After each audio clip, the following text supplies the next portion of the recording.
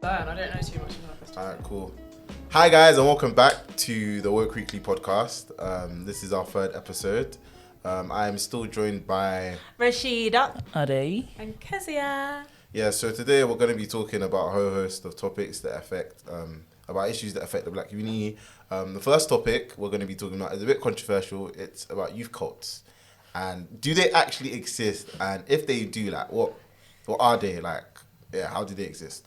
Somebody's pastor's gonna get angry, but Do you know what it is, yeah?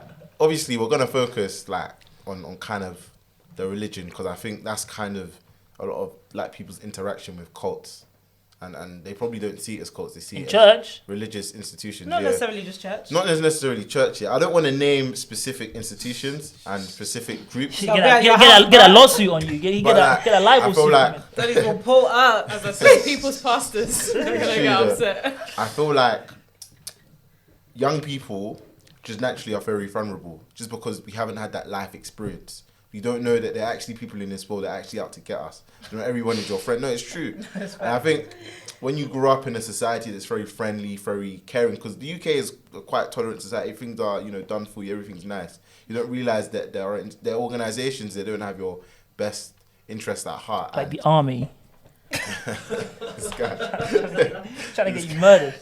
This guy. Thank you. So obviously, I feel like there are a lot of people I know personally that were looking for something. Maybe they felt like what they were doing in life wasn't fulfilling, and they found it within a religious institution. And what tended to happen was that religious institution was exploiting them for maybe their money, their time. Because also your time is very precious. Their Or blood. to seem, or their blood, or even to exonerate themselves to get that fame. Like some pastors, they may not be doing it for the money, they may just be doing it for the clout. Like they love talking to a large groups of people and essentially getting that gratification. So it's a double-edged sword here, because you could argue that they've essentially used the Bible to kind of, or any religious book, to try and bring people together. Because the whole reason why people are even joining these kind of organizations is because they're looking for a family Yeah, community. and community, right? And would you rather them join a gang? Would you rather them join a religious institution that's exploiting them? It's a double-edged sword, because I would say both are wrong, but I think it's very difficult. And when you hear the stories of people that have lost their student loan, that are now in debt because But they they've end been up exploited. right back where that religious group picked them up at. Oh. And Yeah, that's what exactly. They that's even what end the up issue lower. is. They even end up worse off, bruv. So even if we try and make that comparison, like, would you rather them be on the street or be in this religious what? Like, from that loan that you've taken out, or from that time that you've sacrificed, or whatever, the implications of that can land you right back in that situation from which they drew you. You're in debt, but you have Jesus. Well, Now you feel better. but you know, it's a lot of the people that leave end up Some seeing of the them light don't and have leaving. Jesus, they Yeah, have I drip. A lot of them that see the light and leave, yeah, they're even more anti-religion. Like they Absolutely. even hate Christianity Absolutely. now. Like, do you get what I'm trying to say? And it's so mad, because it's like, what can we actually do as a people? And I feel like people don't care, especially in London, because I feel like youth cults have been on the rise for time. Like, and it's so what's the word? It's so normalized. Like, you see people doing evangelism, like, for example, in Woolwich or in Peckham or whatever, and they're handing out flyers saying, come to this event, chill night, we're playing games and stuff. And a lot of the people that attend these events are young kids, like 16, 15, So is that what it Even starts? younger. That's what it Even starts, right? younger. It's They're all part of, taking the year 8s in Morley's. yeah, That's they're when they're taking the collecting X, that. yeah, in Morley's, for The young example. kids. We'll be bringing them in, and what you have to understand is these people are indoctrinated and brainwashed. You get what I'm trying to So say? into what? Into believing what exactly? Into believing what the church wants them to believe, even No, if it's in the but Bible. I'm talking about the cult side of it. You're saying now. Yeah, so what I'm trying to say is that The problem with the they cults, use the Bible, right, to say that we're a Christian organization. Right. But what they're preaching may not even be in the Bible. They're adding their own special dish. Do you get what I'm trying to say? But you get that with like all churches, really. No, but then- Well, but then- I think what Toby's speaking to is the exploitation of young minds Yeah. that maybe haven't had the life experience or the world experience to be able to counter that with anything else. So Like, what, for so what do they example, if expect someone them to told do? you, so if someone told you, right, so let's say I met you when you were 15, right? Yeah. And I'm like, look, I want you to be a good Christian. You're like, yeah, Christianity, that's calm. And I start inviting you to my house, we play games, we play FIFA. Yeah. then I start every time we meet up, I'm preaching more and more stuff of my views and my values. I'm telling you stuff like, you have to be obedient to your pastor. I'm your pastor. I'm your dad. Yeah. I'm your dad. Toby, come on. Nah, Drop it's names. true. Tony's Don't gonna be drop names serious. today. Nah, I'm not dropping Certain names. references are being made to certain establishments. I'm not dropping names, but if I'm telling you, that I'm your dad and that you have to listen to me, and then I find a quote in the Bible that backs that up, and you're like, okay, cool, maybe I have to start taking this stuff seriously. Yeah, I can then exploit you. So exploit them I've in made terms you of then what's financially, emotionally. I can exploit you whatever way I want. because I don't know about these things. No, I- no, I- I'm just I- saying, I I'm think, just saying. I think, yeah. It's the sign. It's like these institutions are the signs to create basically soldiers. They soldiers to what? It's like to do what? Like Not drug necess- running or what? is it? No, What's going not on? drug running, Not but necessarily So, that. I think I don't Bro, listen. It's bro. funny. I don't know. I don't. it I seems like the literally don't context know. is completely missing. I grew up. Yeah, I grew but up in you're Es- not- I grew up in Essex. Innit? it's So- like you're not even trying I to don't know what understand. It's like No, I imagine think, if I think no, I think just to make it clear, because Toby and I have spoken about this a lot, and maybe have come from Our own environments where we've experiences, seen yeah. this Oh, that's kind just of it. stuff That firsthand. must be it. So I think what we're kind of speaking to, even the term cult from like an anthropological point of view, that is a very contested term. People don't really refer to themselves as cults. People refer to it as like a new religious movement or all types of different types of languages used. Communities. Right. But what Toby's speaking to in this particular question is these religious establishments. Our experiences have been churches that kind of attract a large amount of young people into these churches using very like initially nice seeming innocent kind of tactics of community, family, games, all of that sort of stuff. But in that process, kind of embark on a aim of indoctrination or like submission or trying to get these young people to be particularly loyal to this establishment, not even to the religion but to the institution. Yeah, so Um, that specific pastor or right. to the Yeah. person who is running as that in they're community. breeding Right. loyal soldiers to the institution, Right. and then that exposes them to be exploited. So Right. financially, so they're basically saying that you need to be given 10% of your income. Oh, I heard a revelation from God. He wants you to give me £500. He wants you to take out a loan so that I can invest it in this and that for the And in advancement certain, of in our certain, community. in certain situations that I've heard personally, you've got people giving their entire student loan to these organizations. Their entire student loan, yeah, they're signing contracts that get themselves into debt to these, and they're giving the money to these institutions. There's even trap houses. Is that what they're called? Can't remember what they're called. The church trap houses. Yeah, they're basically essentially houses. So many of these people are vulnerable kids. Do you get what I'm trying to say? They have nowhere to go. So what the church will say is that, okay, you've got nowhere to go, come live with us. Do you get what I'm trying to say? But it's like, even I've heard a certain story where someone was working and they were living in one of these trap houses and they had to give their wages. As soon as they earn anything, they had to give it to their pastor. And their pastor would then decide how much of their own paycheck they would What does that take. sound like to you? Doesn't that sound like what you do every day when you go to work? Every time. Every time. I'm just saying. No, but do you understand what I'm trying to say? In the I'm sense just that- saying. And have you heard? Obviously, this was made prominent in the news most recently by SPAC Nation and all of that. But stuff. I wasn't sure what it was Right, about. but my thing is, and I think that's the thing that's frustrated me about this whole SPAC Nation like obsession, is that SPAC Nation for me is one example of several that I have SPAC Nation is seen just and the bad- identified. the worst out of a bad bunch. Right, for me, SPAC Nation is the tip of the iceberg. They've just been getting attention because they have money, they're doing all this drill stuff and blah blah blah, and they've received a lot of media attention, but. In my view, churches that are disproportionately filled with young people always make me feel uncomfortable. When there's like this one leader and there's like old. all They happen these to be young, very old. yeah, and there's just all these young people that are just surrounding this one leader. I think that's problematic. I really do, and I think I've seen the ways in which some of these churches exploit young people. They exploit the Bible. They bastardize the Bible. They bastardize Jesus and all that Jesus represents and stands for in the first place, and try and use the rhetoric of Christianity to exploit young people, And and it's I all think for their I think benefit. I think it's incredibly scary. I think a lot of our parents. And I go think to one churches predominant like this. indicator of these kind of cults is the glorification and the magnification of their leader. If we're talking about Christian in a Christian context, the only thing that should be magnified and glorified is the word, is what has directly come from God.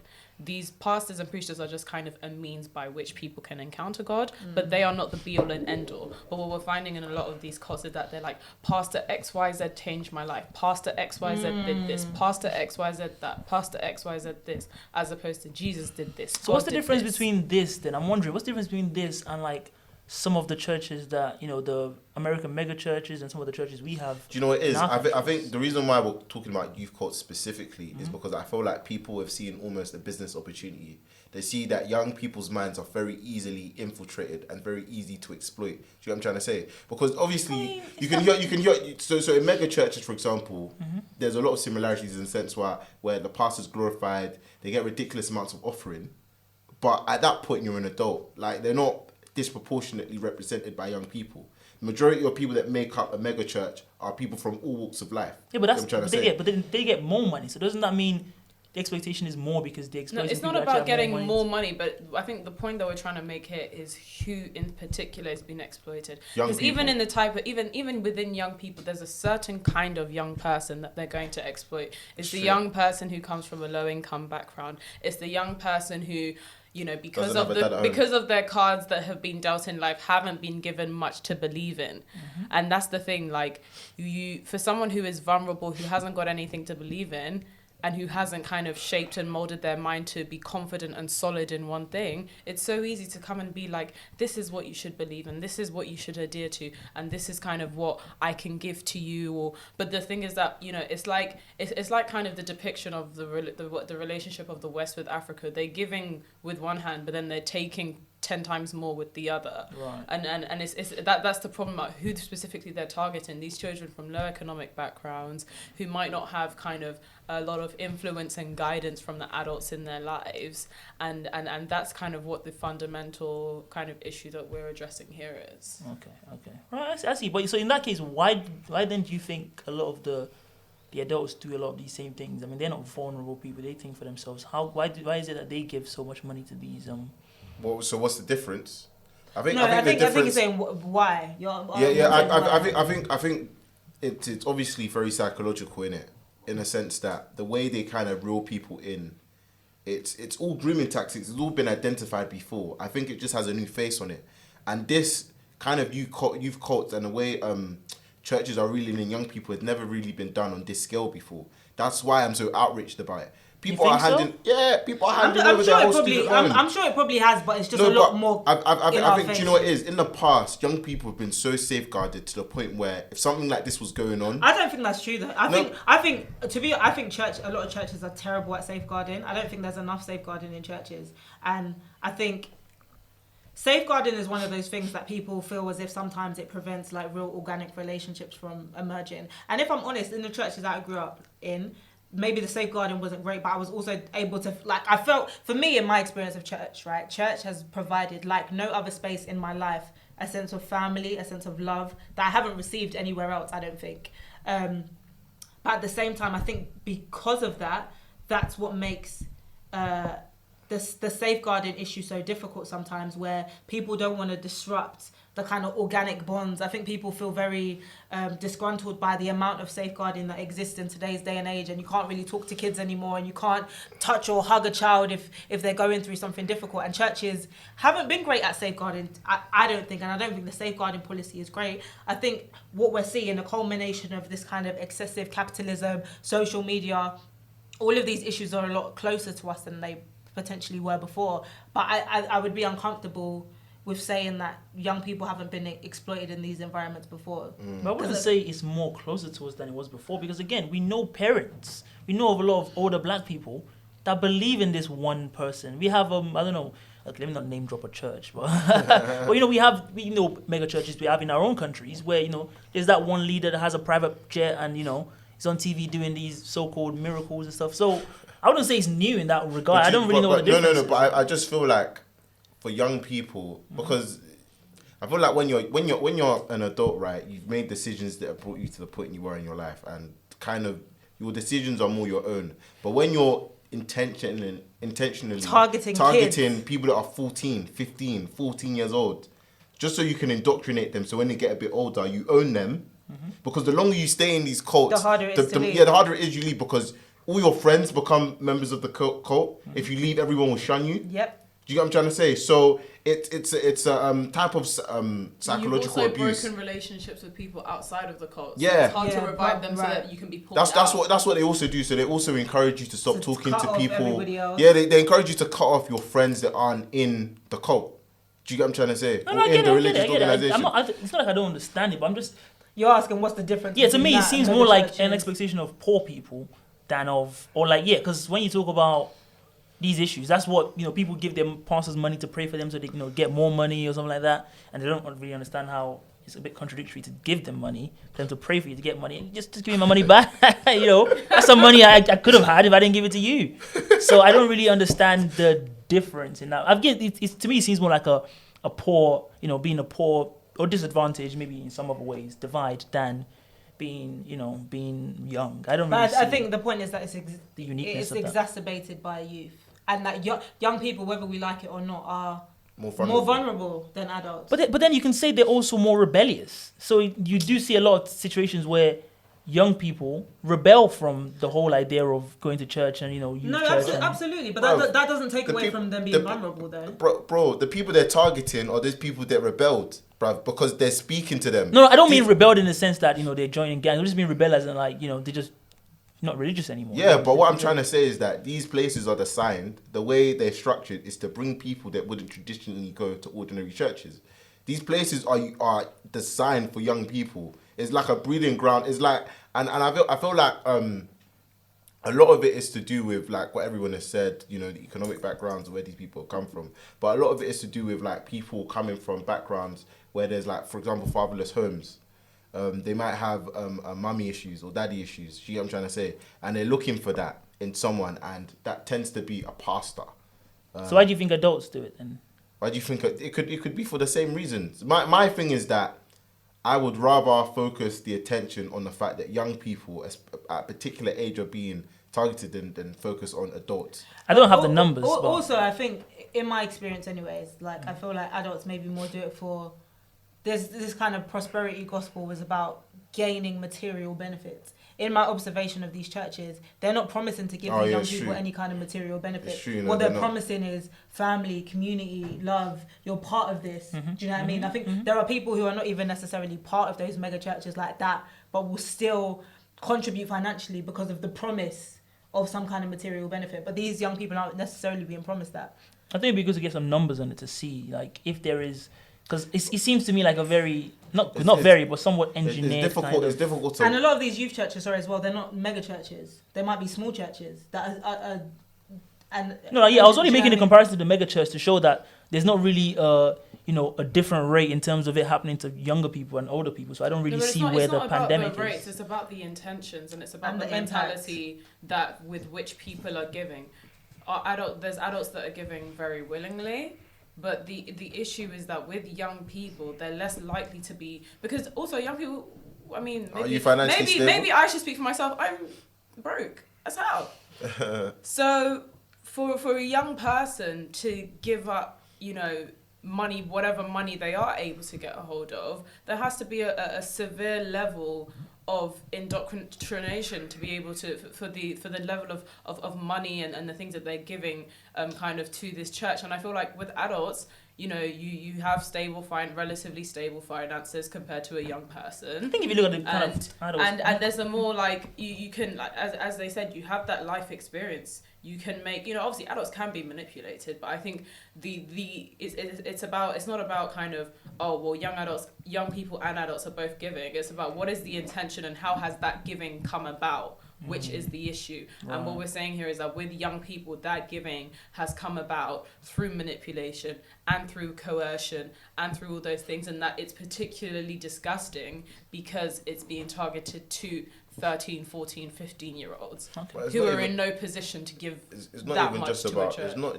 I don't even think it's just about wealth, because pastors and religious institutions have been exploiting people for time. Have been taking money from people for time. I think what's different is the psychological and emotional abuse that people are going through. Like these religious institutions will act all nice, woo you in, and then tell you if you leave, everyone will shun you. Like you get how mad that is, and it's like so many people are trapped and have nowhere to go, and it's an issue that isn't spoken about because it disproportionately affects poor people, people of color, and also because they're using the word church. This country's a Christian country. The minute someone hears church, they'll start clapping their hands. You get what I'm trying to say? country's a Christian and when young country. people are even getting into these, young people are even getting into these religious institutions, what they'll be saying to their parents is, I'm going to church. Their mum's probably proud of them for the first year. Then they realise that their child's been brainwashed and there's nothing they can do. Because a lot of what these institutions say as well is, don't listen to your parents.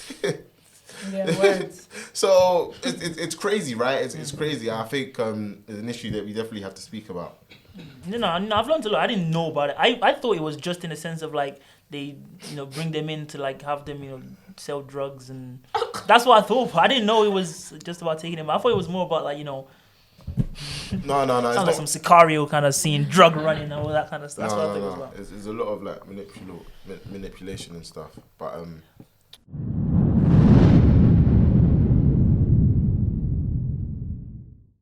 yeah, because we'll even use LinkedIn, bruv. LinkedIn is the perfect feeding ground. Me and Toby hate LinkedIn. Yeah, man, I hate it. Why? They're all explaining it. We're gonna let you know why we hate LinkedIn. First, blackness being tied with struggle.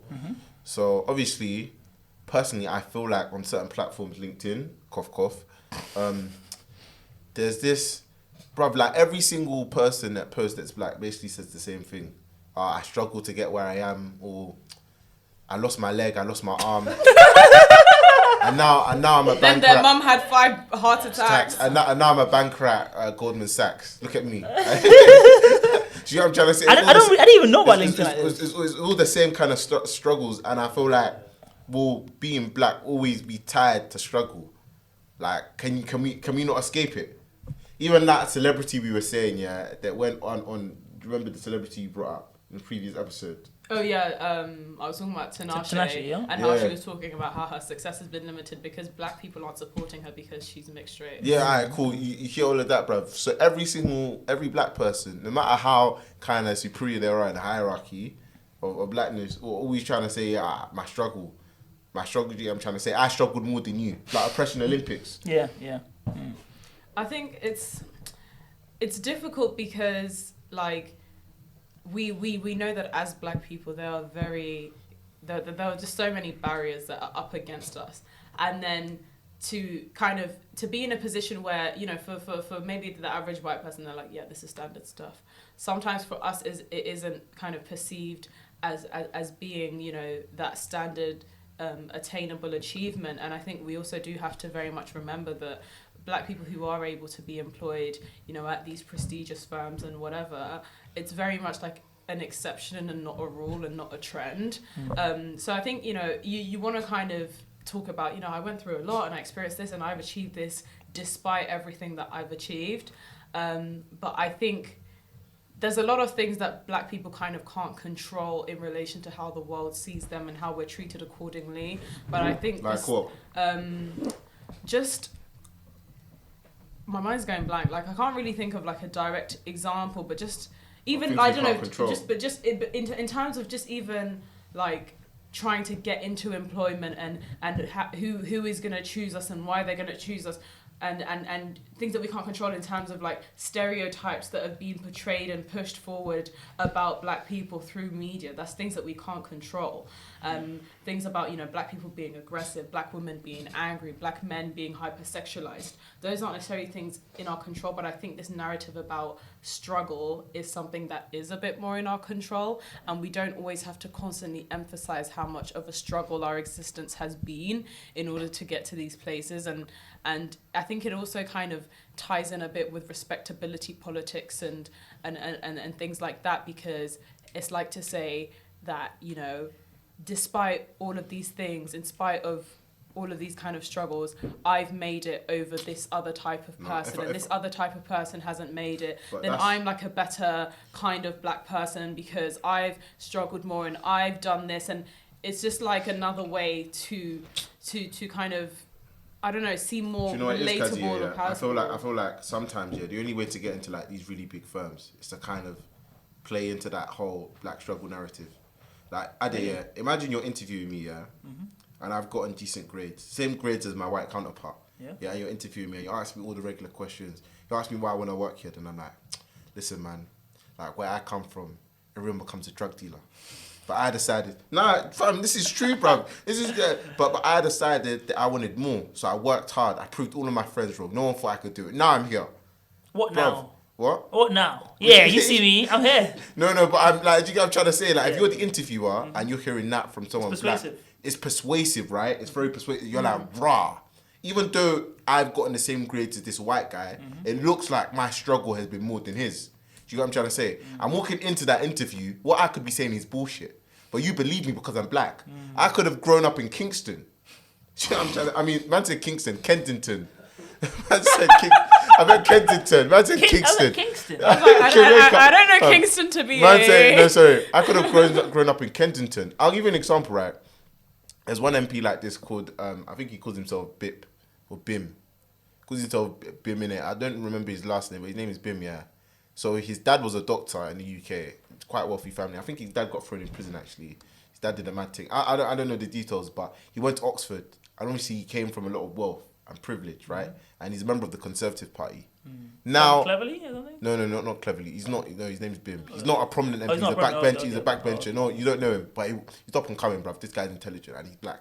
So he went to Oxford. You know, he's basically. He even went to Eton. I think He's one of them. Yeah. is that his name? Yeah, Bim. I thought. Read it, please. Wait. I did say it. I can't. I'm not good. Bim Afolami. Yeah, Bim Afolami. So you can see it there. Oh, He went- Abimbola. Yeah, Abimbola. Yeah. Yeah, that's his full name, innit? So obviously with him now, yeah, it's a thing where if he was to walk into an interview, he could milk that whole black struggle story and the interviewer would believe him. Little does he know that this guy grew up with money. His dad's a doctor and he grew up you know, in from wealth. Do you get what I'm trying to say? So I think blackness being tied with struggle is counterproductive because it means that it tokenizes the it tokenizes it, but it also allows people that are privileged to exploit it. But that's what I was saying to you guys earlier about the whole I agree. diversity thing. When you talk about, you know, we want a black woman to be a CEO. So what? To do what? To do the same things the white people are doing? You know, want a black man president to, you know, to do the same things the white presidents have been doing? No, but I get what I you mean in the think- sense that I think black people are deluding themselves to think that just by having more black people in positions of power, suddenly they'll start to care more about your Exactly, issues. yes. No, that's a delusion. I agree with you, but at the same time, I think the reason why that movement has kind of come about is because people that aspire to have those roles, skin color shouldn't be a barrier. If I want to be prime minister or I want to be an MP, the color of my skin shouldn't affect that, regardless of what policies I'm advocating. Do you get what I'm trying to say? I think that's what it stems Do you know, from. I think the main kind of, the underlying issue is the fact that I think we're still at a place where we need to come to terms with and accept that blackness exists in many, many forms, and that blackness can't be culminated into a singular working class, poverty-ridden experience. And that, you know, there are some black people who have, you know, they've come from privilege, they've had different experiences compared to a poorer black person, but you know they've still achieved what they've achieved, But and it still happened. And like I just feel like in terms of it, like this whole thing of like, oh, I need to like struggle, or I need to like magnify and amplify my struggle and where I've been through. And I think, do you know, I think the reason why I think that plays into a kind of respectability politics, because it's like to say that, oh, like I could have been, you know, a drug dealer or a this or a that, but thank God I'm not, because I was able to use my struggle, and then now I'm working at Goldman Sachs, or I'm working at Morgan Stanley, or wherever, and it kind of just. I feel like it's not to blame them. No, but I'm just saying, let's not blame black people for using their struggle to their advantage, because we've had to flip it, right? Do you get what I'm trying to say? Now, Yeah. like for example, the white man has told you that you're supposed to be a criminal and you're supposed to be in prison. Now, if you then say no, in fact, I want to study hard, because let's be real, right? The majority of black people, obviously, we talked about that BIM guy or whatever. He's a minority of black people. Majority of black people in this country aren't that rich. We don't have that much generational wealth. Do you get what I'm trying to say? So just on that alone, of course, people are going to be using their struggles to help them get up a ladder, and I don't blame them for that. Let's actually blame the real perpetrators. So how do you think that ties into? I don't know if you guys remember this when Trump said he doesn't want immigrants from shithole countries. Do you remember that?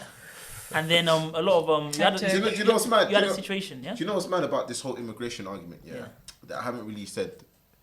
Like, I don't think people that are anti-immigration are intrinsically racist. I just want to put that out there.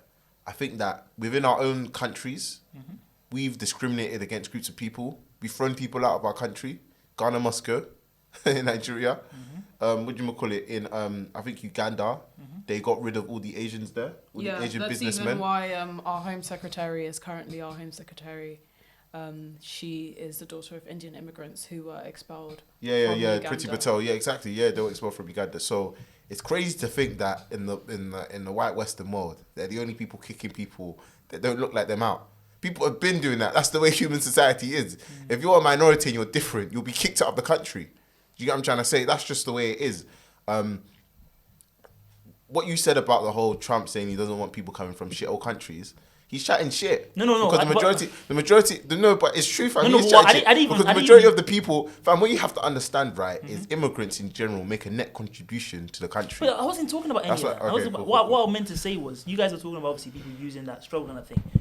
After that, you had a lot of people posting on social media, like, their beautiful houses and talking about, oh, if this is a shithole, then etc. etc. So we're trying to say basically, oh, look how nice it is. Even though obviously a lot of people, Even that whole thing of like they'll put the picture of the mansion and the hut, and it's like, oh, they think People- Africa yeah, exactly, is just yeah, huts. yeah. It's like, but it's both. exactly, And Yeah, you that's need what- to that's what accept I'm that trying to it's say. both, That's what I'm trying and to you say. need see to what I'm saying? accept the value in the existence of both of those Yes, things. Exactly. No, but you know even what Completely- annoys me, bruv, completely agree. about the whole hut and mansion picture, yeah?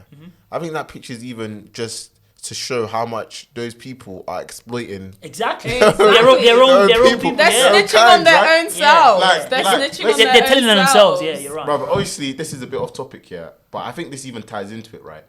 When international students, because what's interesting is when you go into universities, they see black people, and even some universities do BAME because there's not enough black people in their uni.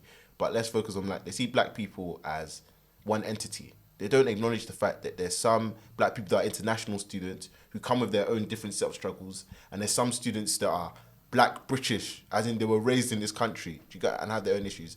And the black attainment gap, right, which is something that affects the black community, it is essentially when black people enter the university with the same A-level grades as their white counterpart and leave university with worse grades. Do you know what I'm trying to say? You are more likely to get a worse grade in university than your white counterpart. That's just a fact. And when people talk about the whole black attainment gap, they come at it from, it's because of we're bringing in people from international. They don't understand British culture and British ethics, but that's BS. You know what I'm trying to say, because the A lot of people those that people are are from here. the people that are homegrown are the ones doing the worst, the worst. You get what I'm trying to say, and we have to understand about international students. They've got a lot of flipping money. Yes.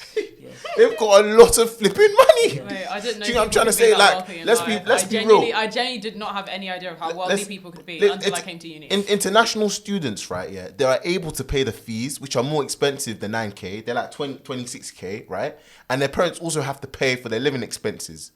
These people often tend to live in the nicest houses in university. Yeah, they're not flipping poor. Do you know what I'm trying to say? But because of their blackness, they receive so much support that should actually be going to British-born people. And obviously that sounds mad. I sound like a conservative. Let's be real. I sound like a conservative. British-born people should be given. I'm not, to be fair. Let me not say British-born because that's wrong. Not British-born, but people that grew up in this country should be given more of more attention than people that come from privileged backgrounds in other countries. So it's more of a class issue than. Yeah, no, everything is to do with class, man. I've been trying to tell you I've been this. saying this. No, this is what me and Rashida argue about, fam. Okay, She's okay, always talking about intersectionality. Yeah. Intersectionality exists, right? But if you're black and upper class, your race doesn't mean anything. Yeah, exactly. Because money speaks. 100%. Money I wouldn't speaks. say it doesn't mean. No, it does. It does. It does. It does. I think it means. You're at the lowest of the something. low in terms of the rich people. I think it means something. I think it means something. I really do. Because it means something, but in different ways. And I think there's even. I was reading something. Let me see if I can still kind of find it. I don't know. It was like because now we're kind of getting into race versus class kind of thing. Yeah. But there's kind of, this is also kind of an American based study, because obviously we know the Americans are running this race and class conversation, but there was a report that was made by the Stanford Economist, and it found that racial disparities affect both rich and poor black boys specifically, and they looked at how it affected young black boys. And, you know, with a poor black boy, you're likely to remain in poverty, but with the wealthy black boy, you're 2 times more likely than your white counterpart to fall down into poverty. So I wouldn't say, maybe we could say that race becomes less of a factor, but I think this, and even like, but I think this ability to transcend race, unless you're some sort of like celebrity, if you're just an ordinary working person, to transcend race really and truly is difficult. And you're What do you mean always transcend race? in terms of like, so they always, I remember they said this a lot about Muhammad Ali when he passed away. They were like, he transcended race to the point, and by transcend I mean that he became bigger than the fact that he was a black man, because he was able to mean something to white people. Him being black didn't matter anymore. Bruv, listen, the only times where you know, white Whereas countries we can will see claim and you give is if you win them gold medals. Exactly, and that's that's what we're saying, and that's the problematicness of it all. That people love to, especially white people, they love to with celebrities, Michael Jackson, Muhammad Ali, Whitney Houston. They transcended race, and they came and they rose above their blackness, or they rose above their African Americanness, but they were only able to do that because if they didn't mean anything to white people, then that wouldn't have happened. No, but what I'm there's trying to still say is barriers that they encountered but you know what's because of their frustrating me? race. Deep the actual topic we're talking about. Yeah, we're talking about people, the blackness being tied to struggle, right? Mm-hmm. Deep what she just said, how white people are saying he was able to transcend race. They're basically continuing this narrative, bruv. That look, black people are always gonna have struggle. If you can overcome it, we'll clap and cheer. Do you know what I'm trying to say? But I think his struggle wasn't more about to do with him being black. It was more about the fact that he was opposing militarism, and that was. But him opposing militarism, that word. Militarism. But yes, That was. He got thrown in prison. Yeah, because he didn't accept his draft into the Vietnam War. That's fair enough. But when you see his interviews and his reasoning, there was a very racialized aspect to that reasoning. What was the racialized aspect? In terms that he was saying that he doesn't believe in how can the Americans rely on you know, they don't treat me as a human being in my own country. And how can I be expected to go and fight for this country that doesn't fight for me in another country? He said the Viet Cong ain't called me no N-word. Exactly. Exactly. So even though he did oppose that militarism, there was also a very racialized aspect to that, and it's an example of how his, you know, he was Muhammad Ali, but his blackness still was something that was very much there and present despite all his economic success. Let me tell you someone. But I just feel like, in a weird way, the black struggle has been hijacked by people that shouldn't really be saying it. With the example I gave you earlier, because even let's use Obama for example, right? I'm not like you. I don't dislike Obama, but I know you dislike him. I did, innit? What's the like? What's the like about this guy? No, I just don't really hate him as much as you. It's not like I love him. He's a cool guy. I think he done well becoming the first black president of America. But I digress. Let's Roker's right. So in his election campaign, he ran on this narrative. What was it? Yes, we can. No, not yes, we can, fam. He used to say this. Oh, my white. He used to say this a lot. My white mother and my black father. Yeah. Okay, Obama didn't know his father, number one. He was raised by his white mother. Yeah. Number three, his mother was quite wealthy. Yeah. Not superly wealthy, but they were middle class. Enough to give him like a good education. And access and opportunities and stuff, right? And in a way, you can say that black people resonated with him, his colour of the skin, not his struggle. Because I'm telling you, Obama didn't struggle like some of the people struggled in America. Do you get what I'm trying to say? Yeah. Now, would you not agree that he basically exploited race for his own benefit? I'm not, and another thing as well, I'm not saying that Obama only won because he was black and he was able to capture the black vote, because I think Obama at the time was an incredibly great speaker. If he was white, he would have won.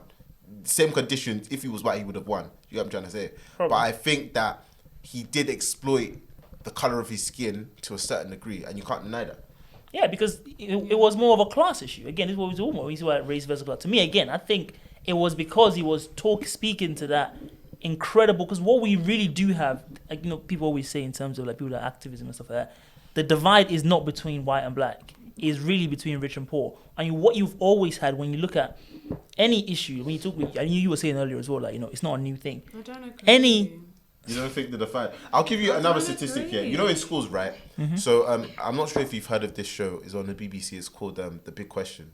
big questions. And I think one of the topics they had here on the first episode was is the UK letting down white working class boys, because statistically white working class boys do the worst across all demographics. Now, okay, when you zoom into that, and you start looking, you start comparing them with their black counterparts. Black people, yes, on average, do better than white working class boys. So black working class boys do better than white working class boys. However, black Caribbean boys that are second and third generation immigrants do about the same as white working class boys, which shows you that it's everything to do with culture and nothing to do with race. Do you get what I'm trying to say? Now, culturally, Africans, the majority of Africans are probably I'm a first generation immigrant. My mum came in the 90s. I'm not sure, Ade, are you first or second? I came in 2010. So okay, so you're first generation as well. So culturally, at home, there's this, you have to study.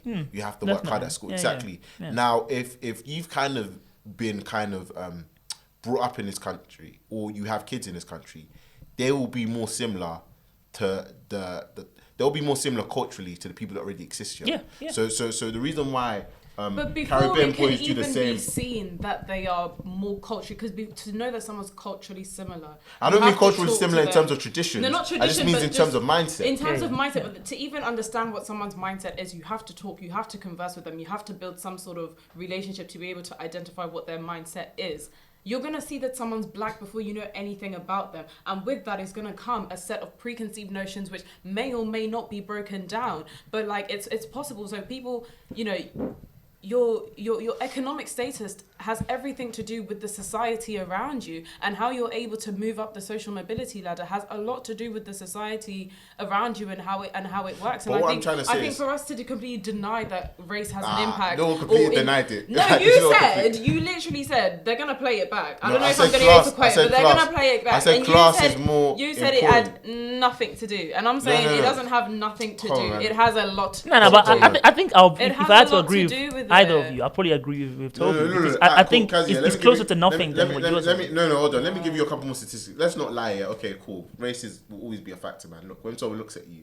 But what I'm trying to say is, in this day and age, if you've got a good rags to riches story, people will hire you because people love hearing that shit. I'm not making this up. You They go on do, but LinkedIn. what Wait, I'm- hold but on. this You is go not- on This LinkedIn. is not a story or a scenario that applies to the majority. This isn't a scenario that is reflective of the institution and how it's built and what purpose it's built to serve. You're wait, talking Kazi, about Kazi, people who you think- succeed in spite. No, not but Kazi, because. yeah, they do succeed in spite. And Kazi, what is that you agree system with me, built on? The but- system is built But Kazi, racism. you agree, that black people, we kind of have to, we basically, especially if you come from like a working class background and you're black, you need to really climb that ladder. Like that ladder is steep, absolutely. and that ladder does not want you to reach the top. I agree with you. Yeah, if you're black and working class, But why? you're far less The likely question to I'm succeed. asking is, However, why is that ladder there? No, is but it what there I'm trying to because say, of our race or no, because but of what our I'm trying to class? say is that what people have stopped turning their attention to is class, bruv. Look, okay, cool. I'll give you another example. 7% of people in the UK are privately educated. Of those people, that 7%, they occupy 50% of the top jobs, bruv. 50%. The British media is And 90% privately who are educated most people. likely to be privately educated? Pardon? Who are the people who are most likely to fulfill and to fit that? Yeah, white 7%? people. Yeah, of No, course. but No one's exactly. disputing that. But no, but it's No only one's white disputing people that. in this But what- country. but What about I think- Nigeria? I think No, All the we privately need to- educated wealthy people are black. No, but They look like us. We're talking about in the context of Britain and what we're talking about here. Do you know Are what's we? even jokes? Do you know what's even jokes? Yeah. About what you just said. You know what's even funny? There was an international student I was talking to. We were just talking about like life in general and stuff. And she was saying when she came here, right, she honestly thought that this country was different to Nigeria. Obviously, Britain is different, but she was basically saying she didn't think that everything was about networking and people you know. Because you know in Nigeria, That's what they say. doesn't matter what yeah. skills you have, as long as you know someone, you can get a job. Yeah. She thought that here, all you needed to do was get a first in uni and work hard in uni. But then she learned the hard way that it's not just about that, bruh. You got to be grinding. No, You no, got to be that's what I networking. agree with what you're And saying. it's nepotism. Do you get what I'm trying to say? And then she realized, like, okay, It's not much different. Yeah, it's I not much just think different. that- And she's privileged because even if she doesn't get a job here, because she doesn't know no one here, innit? If she wants to go back to Ninge, she's got a job hooked up. You know what I'm trying to say?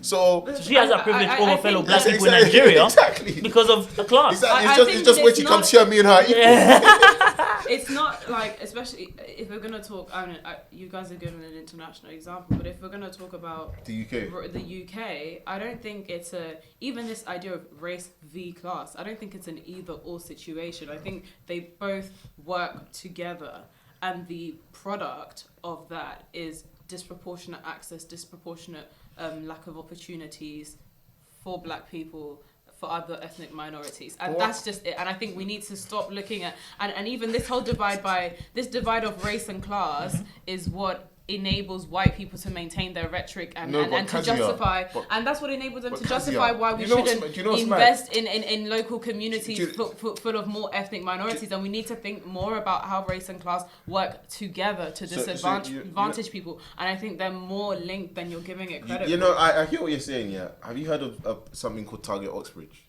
Target Oxbridge. It's like some initiative Cambridge and Oxford like kind of launched to get more Black people at Oxford. Right. Yeah. So it's can't be that good if we haven't heard of it. But listen. No. It's recent, innit? So they're not really targeting people our age. Okay. But what I'm trying to say is that the reason why we haven't heard about it is because there's a certain type of Black people Oxford and Cambridge will accept.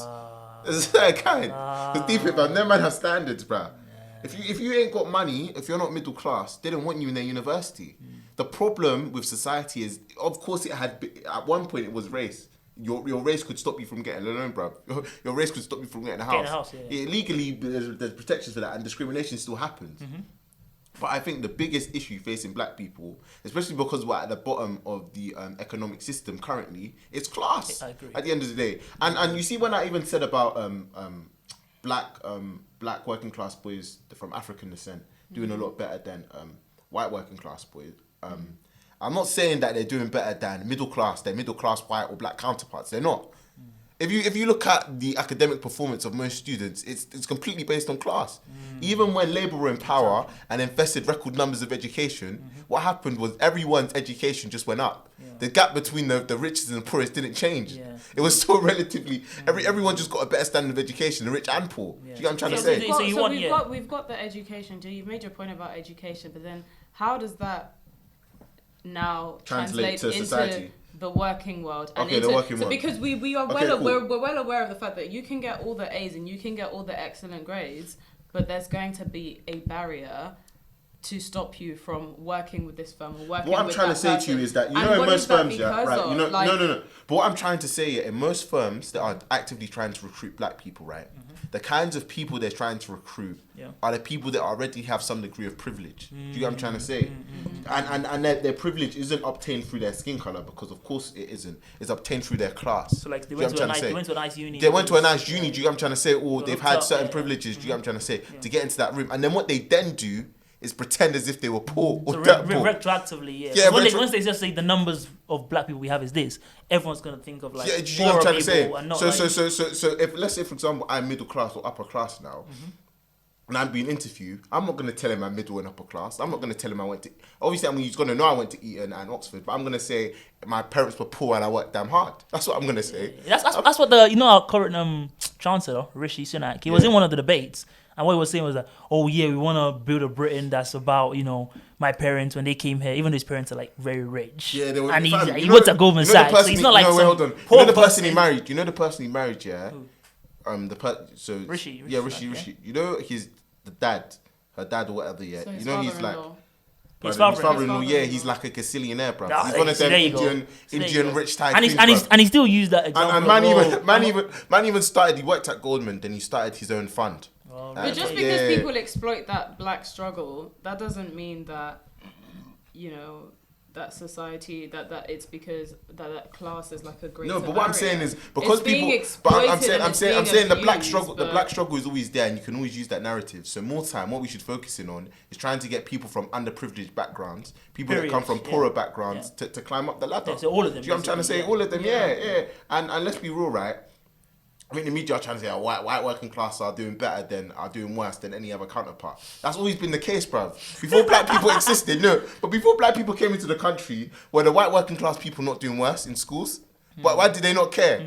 Why is it that when black working class boys are doing slightly better because of cultural aspects and stuff like that? So you're talking about like universal programs. So if you have a universal program to invest in all schools, so not just like schools in black areas. Is that what you're saying? Or? No. My main solution is that we need to kind of look at where people come from, as opposed to, or where people start, as opposed to just the color of their skin. Do you know what I'm trying to say? Okay. I think it's very easy to see someone as black and they came from the hood, or they came from a very troubled background, and people will milk it, bruv. I've milked it. But then I've had to milk it.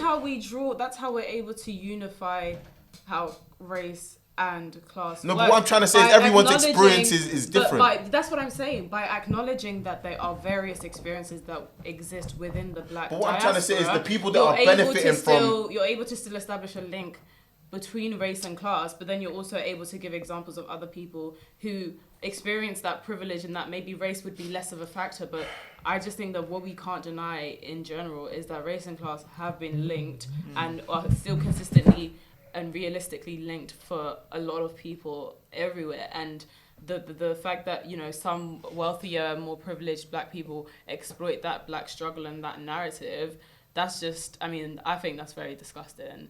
And it's a very... No, I don't think it's disgusting. I think it's a very... I think they're doing what they've got to do, bruv. I think they're doing what they've got to do. Thing. No, it's like... And you're saying they're doing what they got to do, but because they're black.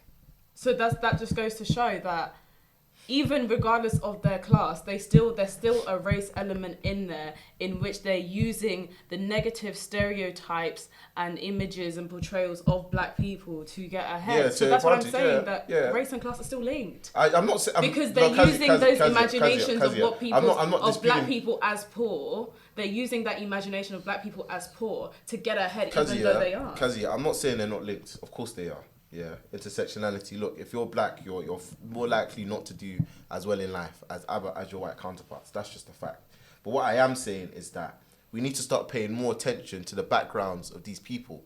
Okay, when a firm has a program, right, and are saying, okay, we want to start letting in black people. Yeah. Who are the beneficiaries of these new schemes? Yeah, true. Is it the people that are at the bottom of society that need an extra leg up? Yeah. Or is it people that probably would have gotten the jobs anyway? Yeah. Do you know what I'm trying to say? And if you're saying you would have said that to if you was in that position, how they meant to know? No, because what you have to understand right here is the only way we're really going to end racism and kind of discrimination is if people that come from underprivileged backgrounds, and I'm talking economically, start to get into more senior positions. You can't say to me, is what, even coming back to your example, you can't say to me, someone that has been spoon-fed buckets of money throughout their entire life and are now being given a fantastic opportunity, deserve it. Someone else is more deserving of it. Okay. But I think we've kind of touched all the nuances that you didn't really have much to contribute. I was just listening. I was interested because I'm not gonna lie. I don't really think much about race in that way, so it was nice to hear from you guys and see your perspective. So you said we were going to do another topic in it about, what was it? Political correctness. Yeah. Political correctness. PC. You know where it is, yeah? I think this episode is overran, so I'm probably going to do it next time. So yeah, tune in to the next episode of the Woke Weekly podcast. Take care. Peace from Toby. Kezia. Ade. See you next time.